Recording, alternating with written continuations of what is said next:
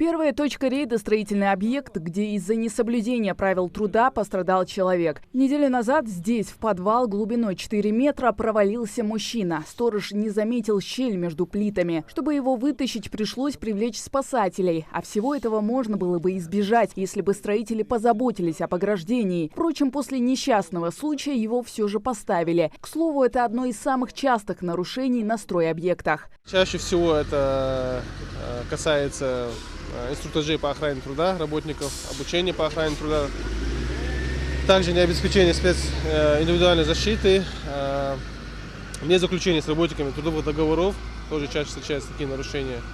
В общем, хватает нарушений у нас. Работаем над этим, на предупреждение таких нарушений. Под прицелом комиссии оказался и соседний строящийся многоквартирный дом. Первое, на что обращают внимание инспекторы, это обеспечил ли работодатель строителей средствами индивидуальной защиты, то есть касками, ремнями безопасности, спецодеждой. А что у него без спецодежды работает? Вы даете спецодежду работать? Да так холодно, одевать это каски. Да там не только каски нет, там и одежда, и обувь, ничего нет.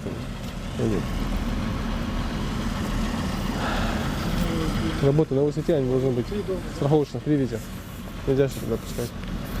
Тут недавно случай был, работник упал. Как упадет он? Там же стена. Перепрыгнуть, что ли? Ветер может подуть. А может ему плохо не ставить. Шар, человек он не пойдет. Ну он же не шар, чтобы...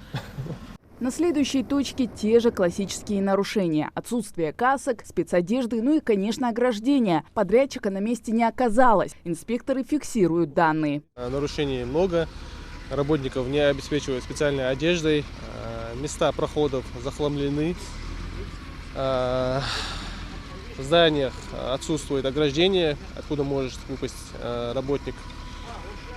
По итогам рейдовых мероприятий будут приняты решения о проведении проверок, в том числе на предмет соблюдения данными работодателями охраны труда и легализации трудовых отношений.